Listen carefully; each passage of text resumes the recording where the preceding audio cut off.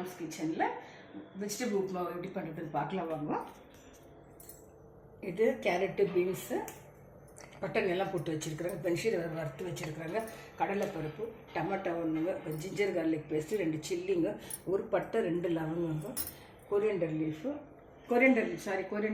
கறி லீஃபுங்க, ஆனியனுங்க, கொஞ்சம் மஸ்டர்டுங்க, தேவைக்கேற்ப ஆயிலுங்க. கடலைப்பருப்பு வச்சுக்கலாங்க.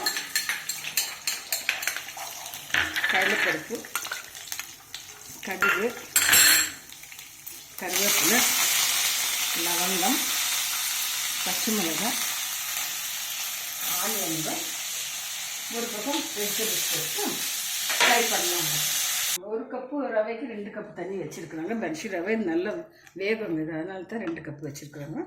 இதோட ஆயிடுச்சு ஃப்ரெண்ட்ஸ், கொஞ்சம் நேரத்தில் ஆக வேண்டியது.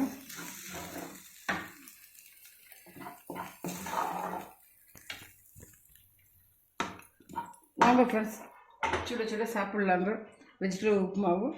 மேலே கொஞ்சம் கீ போட்டு சாப்பிட்டா சூப்பராக இருக்கும் ஃப்ரெண்ட்ஸ். நீங்களும் உங்கள் பசங்களுக்கு செஞ்சு கொடுங்க. ஈவினிங் டிஃபனாக பண்ணலாங்க, மார்னிங் பிரேக்ஃபாஸ்ட்டு, நைட் டின்னர் கூட ரொம்ப நல்லாயிருக்கும். தேங்க்யூ ஃபார் வாட்சிங்.